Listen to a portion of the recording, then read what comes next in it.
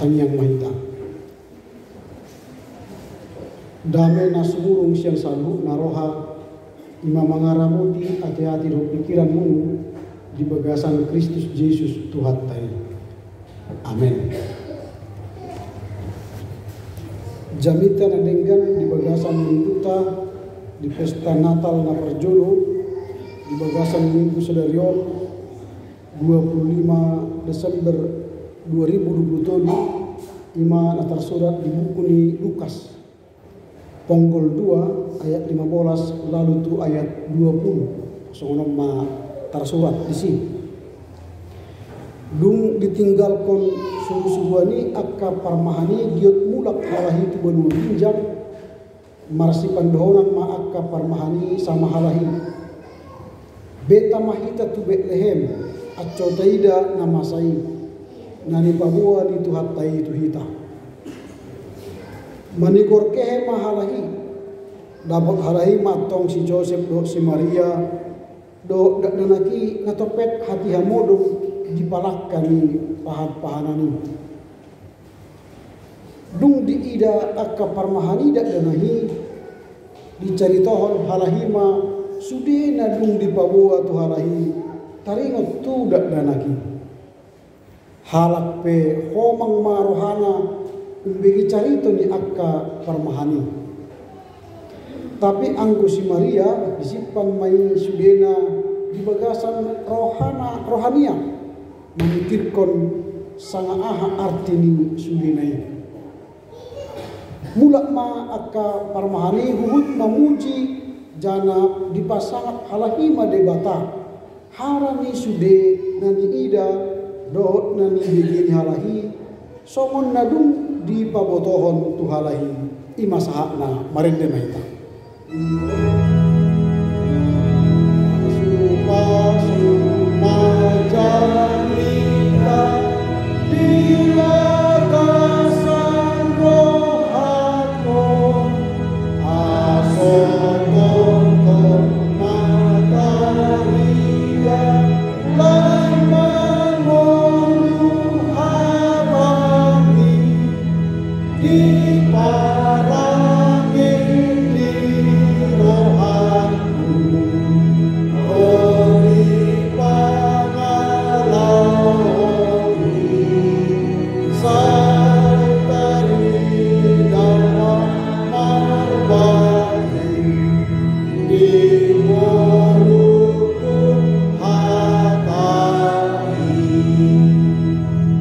Selamat hari Natal ma di Taswina. Terima kasih ma di Tuhata ake bisa kita muse berpesta Natal na berjolo di Parlagutata di GKPA Binjion. Dung tasalpuhon tahun nasalpu perayaan Natal di GKPA Binjion. Jana di bagasa tikion bahat akka sijok irohan nata bonus nata jagit ake bisa roh akka keluarga kaum si solkot laho manopot hita nasa Parlagutan dohot ro akka tondok tak bisa sian dua nodal siap kuta siap kota laho rakmar pesta hita di pesta Natal na perjoloon ondolan ni jamita di bagasa tikion ima sude bangso mamuji dohot pasangat debata segala bangsa memuji dan memuliakan Allah. Hari ini kita merayakan kelahiran Yesus di Bethlehem kala itu.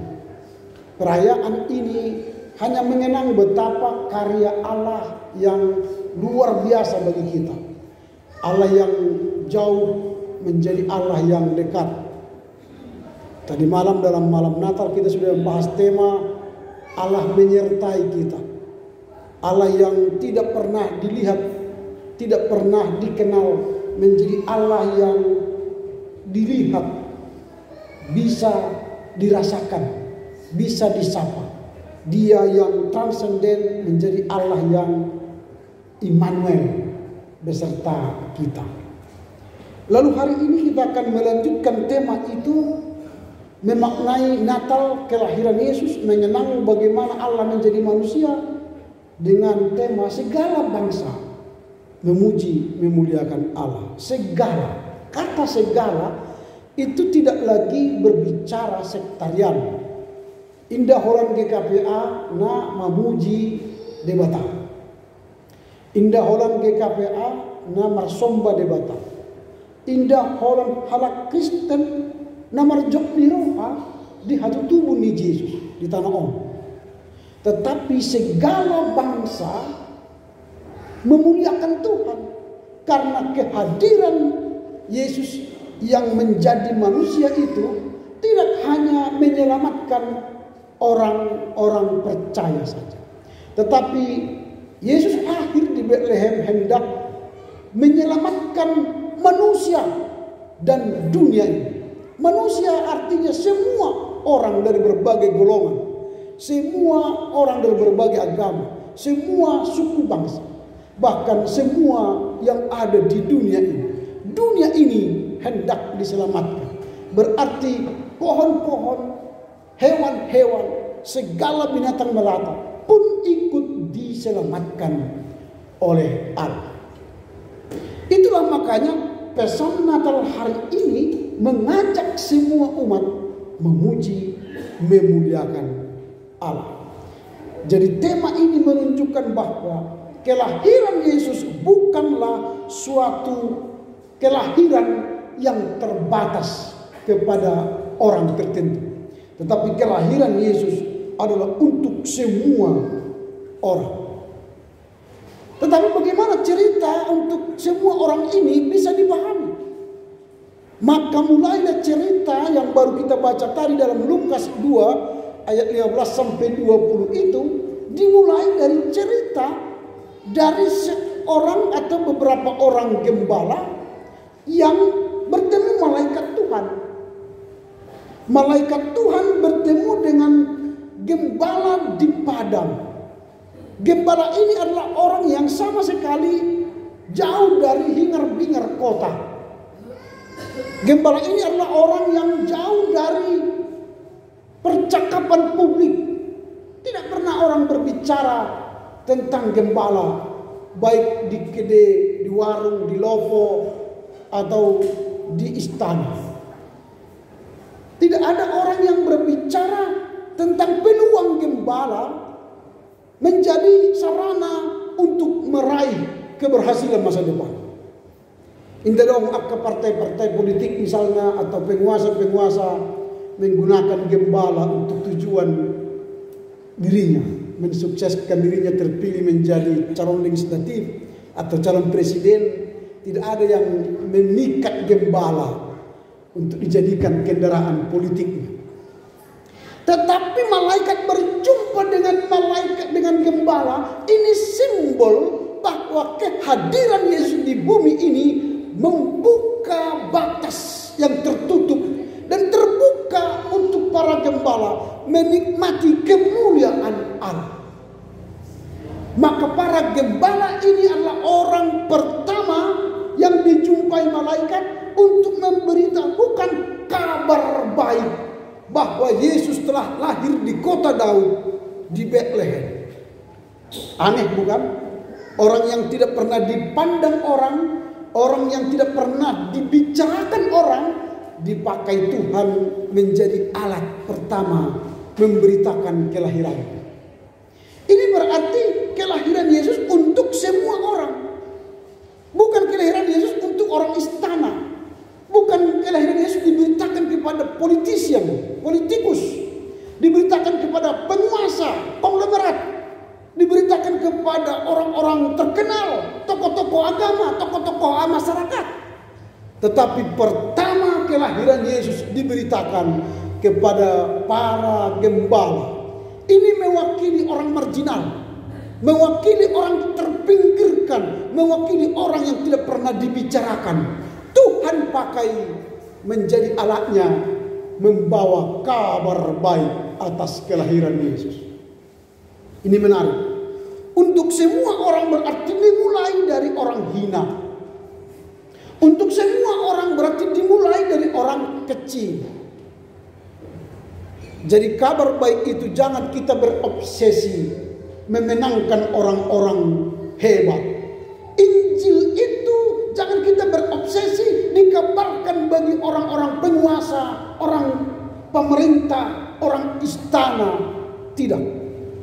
Injil itu lebih baik kita kabarkan kepada orang-orang miskin, orang-orang marginal, supaya mereka punya gaung yang besar memberitakan kabar baik. Orang India menjadi Kristen bukan karena kaum Brahma, tapi orang out of caste, di luar kasta, disebut dengan Dalit people, masyarakat Dalit. Jadi kalau orang Brahma menikah Sudra itu dikeluarkan dari kasta.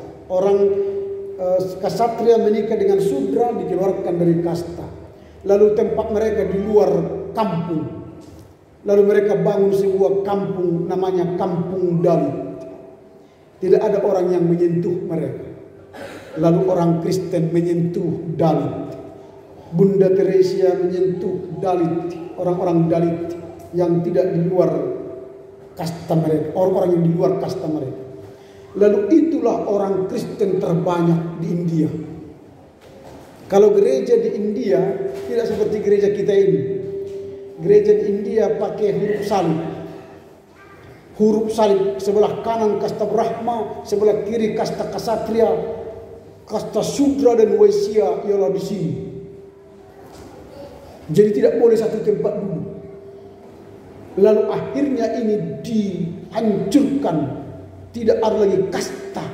Maka lahirlah orang-orang Dalit menjadi Kristen. Dan itulah pemimpin-pemimpin gereja sekarang di India. Dan mereka gencar memberitakan kabar baik. Karena mereka diselamatkan dari keterpinggiran mereka. Malaikat memberitahukan kabar baik kepada para gembala, maka respon para gembala ialah positif.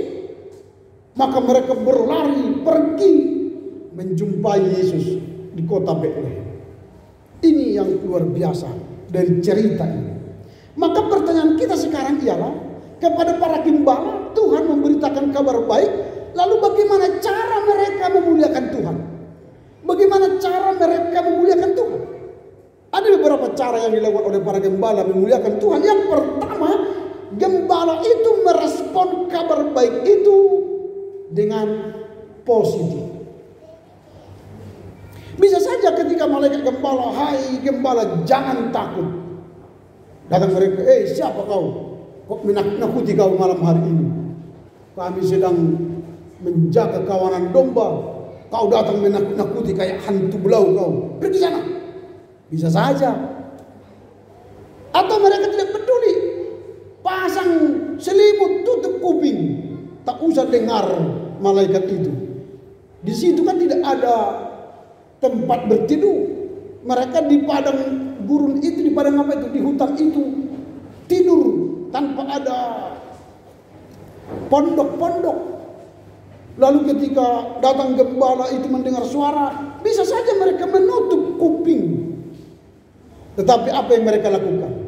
Mereka buka telinga, buka kuping, memberi hati mendengar malaikat berbicara. Malaikat berkata, jangan takut. Hari ini telah lahir bagimu juru selamat di kota Daud, di Betlehem. Lalu inilah respon mereka. Mereka benar-benar taat kepada pesan itu. Dan perhatian, memberi hati dan antusias terhadap pesan itu. Mereka tidak tunggu-tunggu lalu mereka bertanya mengkonfirmasi, tidak, tapi mereka mendengar pesan itu lalu percaya, berespon, lalu pergi menemui Yesus. Maka yang kedua, bagaimana cara para gembala memuliakan Tuhan ialah gembala itu pergi menemui Yesus. Kalau kita baca ayat ke-16, mereka segera pergi menemui Yesus. Dikatakan begini dalam ayat yang ke-16.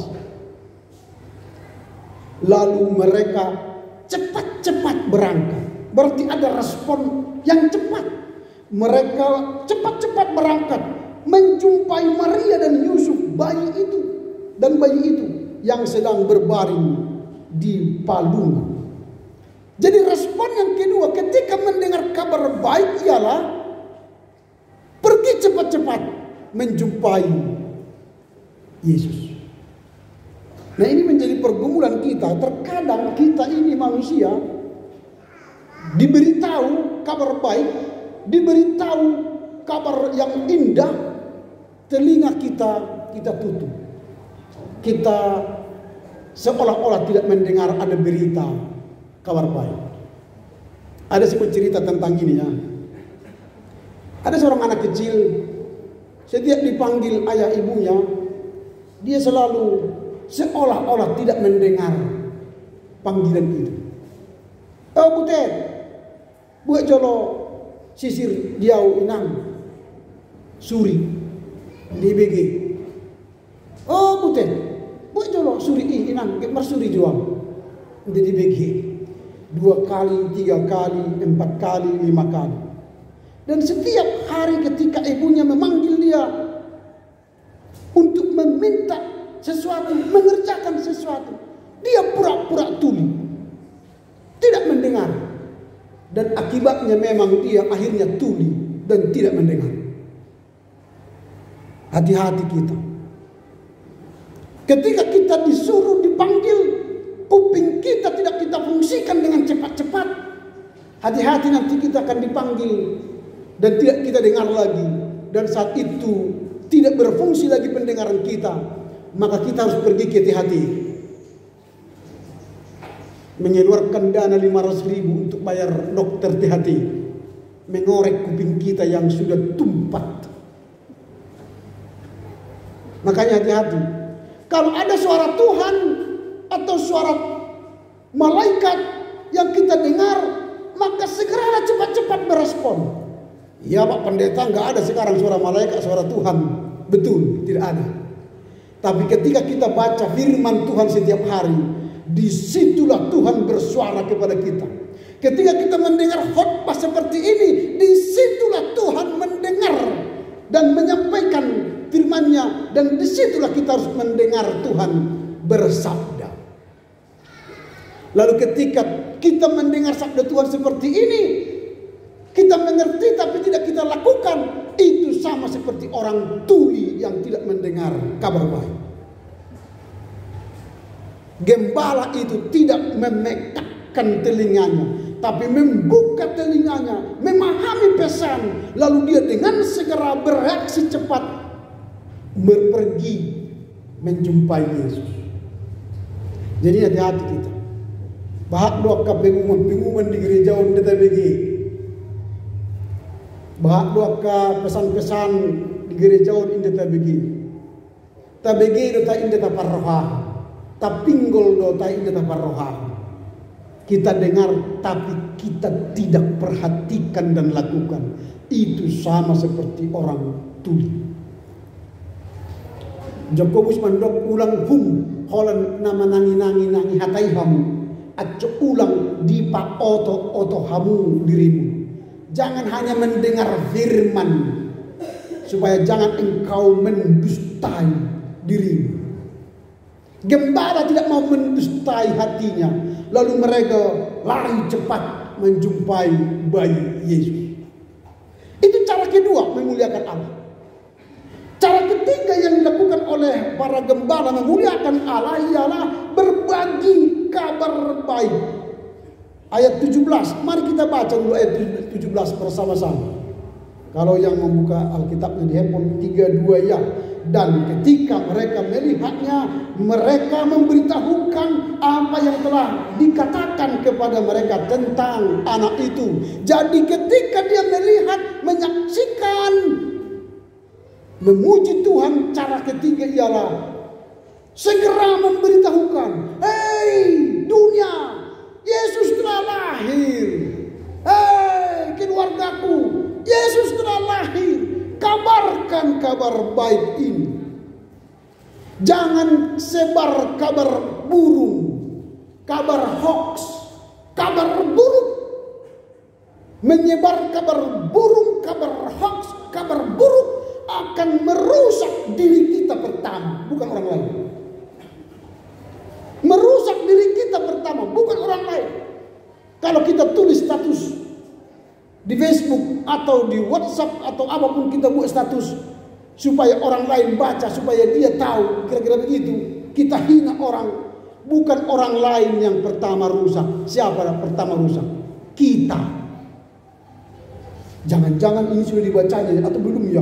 Bagaimana ya? Tidak ada yang merespon, tidak ada yang like, tidak. Kita sendiri yang jantungan membahas, melihat status kita. Karena yang kita sebar kabar buruk. Tapi ketika kita menyebar kabar baik seperti gembala ini, dia bersuka cita. Setiap hari ambil satu ayat Alkitab, sebar kepada teman-teman, sebar kepada anak-anak, sebar kepada tetangga, sebar kepada bawahan kita. Maka orang yang membaca berbahagia dan kita yang menyebar kabar baik itu pun berbahagia. Itu cara gembala memuliakan Tuhan. Waktu itu belum ada WhatsApp, belum ada Facebook, belum ada Twitter, belum ada TikTok.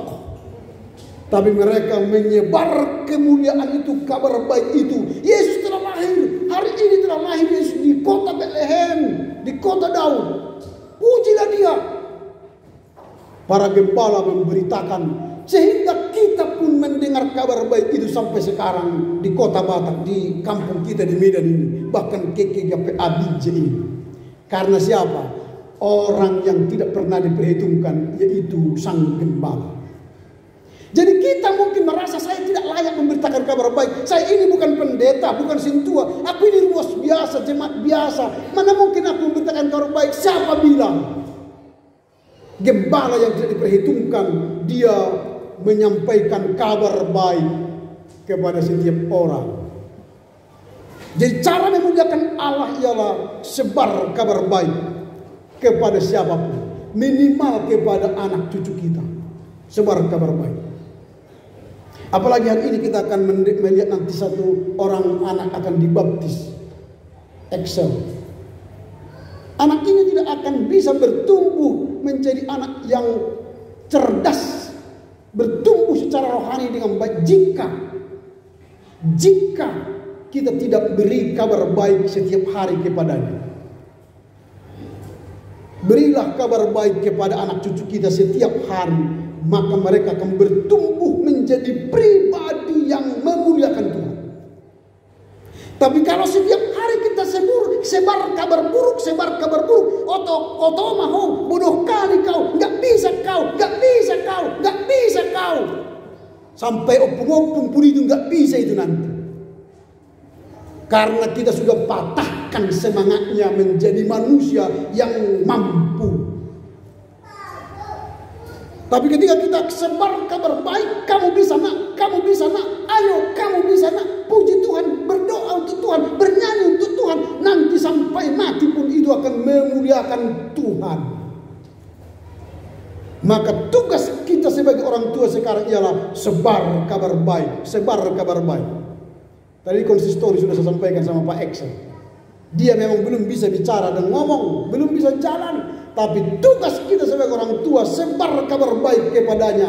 Bisa sekarang, handphone sekarang sudah ada audio Alkitab. Ada lagu pujian, putarlah itu setiap saat kepadanya, didengarnya. Sehingga itulah yang terekam di memori sadar dan bawah sadarnya. Lalu ketika dia bertumbuh, dia akan bertumbuh menjadi anak yang memuliakan Tuhan. Tapi karena kita abai menyebar kabar baik padanya sejak dini, maka dia bertumbuh. Lalu siapa yang dia dengar? Dia dengarlah gadget. Dia dengarlah kabar buruk dari gadget. Karena dia main game, menghabiskan waktu dengan gadget. Maka dia dibina dan dibesarkan oleh gadget, smartphone. Yang tidak punya roh, yang tidak punya hati nurani. Maka saya katakan sama mereka tadi, jangan diamkan anak-anak dengan gadget. Anak-anak sekarang kalau nangis, kasih aja handphone, 2 detik berhenti menangis. Tetapi dia rohnya tidak dihentikan dari amukan kemauannya. Hentikanlah tangisan anak kita dengan kasih kita sebagai ayah ibu yang baik. Dengan memberi pelukan, ciuman, dan kasih sayang. Maka anak itu akan diam dengan tenang karena ada rasa aman dan damai dari pelukan sang ayah dan ibunya, bukan pelukan sang gadget yang tidak punya roh. Maka menyebar kabar baik, sebarlah dari hati yang terdalam. Jangan asal-asal menyebar kabar baik. Itu yang ketiga, bagaimana cara gembala memuji memuliakan Tuhan. Mereka menyebar kabar baik. Lalu yang terakhir, keempat, apa yang mereka lakukan? Kalau kita baca ayat yang ke-20, dikatakan begini. Maka kembalilah gembala itu sambil memuji dan memuliakan Allah, karena segala yang mereka dengar dan mereka lihat semuanya sesuai dengan apa yang telah dikatakan kepadanya. Jadi seluruh kehidupan gembala ialah memuji memuliakan Tuhan. Kita mulai hidup pagi hari memuliakan Tuhan, akhirilah dengan memuliakan Tuhan. Pagi hari kita tunduk kepada Tuhan. Tuhan, berilah kuk-Mu kepadaku supaya bebanku ringan. Tuhan akan beri kuk kepada kita untuk kita kerjakan tugas kita hari itu. Lalu pada malam hari kita menyembah Tuhan. Tuhan, ambillah kuk ini daripadaku supaya aku beristirahat dengan tenang. Supaya Engkau pulihkan malam ini tanpa beban. Lalu kita tidur dengan nyenyak. Orang tidur dengan nyenyak tanpa beban itu akan memperpanjang umur. Tapi orang yang tidur dengan penuh beban, sebentar-sebentar bangun, sebentar-sebentar bermimpi buruk, sebentar-sebentar gelisah, sehingga kualitas istirahatnya tidak ada. Maka pagi hari minta kuk Tuhan, dan malam hari kembalikan kuk itu kepada Tuhan, supaya Tuhan memberi kita pemulihan dan kelegaan. Itulah orang yang memuliakan Tuhan. Yang terakhir, apa yang akan kita renungkan dalam rangka perayaan Natal yang pertama ini? Apa yang hendak kita bawa pulang sehingga perayaan Natal ini benar-benar kita memuji dan memuliakan Allah. Segala bangsa memuji dan memuliakan Allah. Yang pertama, kita harus terbuka untuk semua orang. Yesus yang lahir itu terbuka untuk semua orang, maka kita sebagai orang percaya harus terbuka untuk semua orang. Jangan berkata, aku ini jemaat GKP Binjai, tidak berfungsi untuk jemaat lain, tidak bisa berfungsi untuk orang-orang lain. Tidak.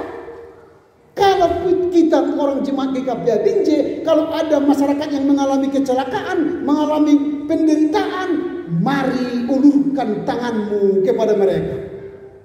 Yesus aja memberi diri untuk menyelamatkan kita. Masa kita tidak mau memberi diri menyelamatkan tetangga, orang yang di sekitar kita? Maka kita dalam rangka merayakan Natal ini membuka diri untuk semua orang. Saya untuk semua orang. Itulah gereja yang unggul melayani dalam kebersamaan. Dia unggul melayani diri, melayani keluarga, melayani tetangga, dan melayani umat manusia. Itulah Natal. Yang kedua ialah kita harus memberi respon terhadap pesan ilahi. Jika kita mendengar firman setiap hari kita baca, atau kita mendengar khotbah, kita mendengar renungan di YouTube, responlah dengan segera. Jangan katakan nantilah. Orang yang menunda pesan ilahi, Tuhan pun akan menunda berkat ilahinya kepada kita. Aturannya kita naik jabatan, tapi karena kita tunda menolong orang, Tuhan pun menunda naik jabatan kepada kita. Aturan Tuhan memberkati ladang dan sawah kita, Tuhan menunda karena kita menunda berbuat baik kepada orang. Karena itu jangan tunda berbuat baik, karena itu menunda berkat Tuhan mengalir kepada kita. Itu yang kedua. Yang ketiga, yang terakhir, muliakanlah Tuhan dalam berbagai cara hidup kita. Kita berbeda profesi, status, dan kehidupan kita. Muliakanlah Tuhan dengan cara kita. Gembala tadi sudah memuliakan Tuhan. Maka kita sebagai guru, sebagai ASN, sebagai aparatur negara, sebagai TNI Polri, sebagai pendeta, sebagai majelis, sebagai jemaat, muliakanlah Tuhan dengan cara kita. Itulah pesan Natal hari ini. Sehingga kita segala bangsa memuji, memuliakan Tuhan. Maka kita jemaat GKPA wajib memuliakan Tuhan dengan cara kita dari status profesi dan kehidupan kita. Amin. Kita berdoa.